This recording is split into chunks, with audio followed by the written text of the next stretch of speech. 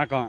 அனைத்து உள்ளங்க நெஞ்சங்களுக்கும் எனக்கு ஒரு காலை வணக்கம் தெரிவித்துக் கொள்வது நான் உங்கள் தேனி கணேசன். இப்போ என்னென்னு பார்த்தீங்கன்னா, நீங்கள் என்ன வேணாலும் மழை வந்துட்டு இருக்கு, வானிலை இருக்கலாம் சொல்லியிருக்கேன். இப்போ அது இல்லை, ஒரு தத்துவம் நீங்கள் தத்துவம் எடுத்துக்கிட்டாலும் சரி, இல்லை வரலாறுன்னு எடுத்துக்கிட்டாலும் சரி, இல்லை எப்படி எடுத்துக்கிட்டாலும் சரி, காரி துப்புனாலும் சரி, அதை பற்றி எனக்கு கவலை இல்லை. ஆனால் உண்மையை மட்டும் தான் என்னால் சொல்ல முடியும், சொல்லுவேன். உண்மைக்கு புறமானது நான் சொன்னது கிடையாது இது வரைக்கும், சரிங்களா? அதாவது பழமொழி சொல்லுவாங்க பார்த்தீங்களா, நெல் போட்டால் நெல் முளைக்கும், சொல்லு போட்டால் சொல்லு முளைக்கும் அப்படின்னு. அந்த வகையில் இன்னைக்கு என்னென்னு பார்த்தீங்கன்னா, நெல் போட்டால் நெல் தான் முளைக்கும். அந்த கண்குள்ளா காட்சி நீங்களே பாருங்கள்.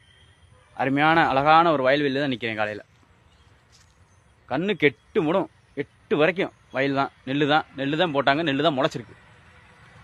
இந்த நெல் போட்ட இடத்துல நல்லா பார்த்துங்க, இந்த இடத்துல வந்து சோளம் முளைச்சிருக்கா, கம்பு முளைச்சிருக்கா, தெனை முளைச்சிருக்கா, குதிரை முளைச்சிருக்கா, சாம் முளைச்சிருக்கா, மக்காச்சோளம் வந்திருக்கா, வாழை வந்திருக்கா, தெனை வந்திருக்கா, என்ன வந்திருக்கு?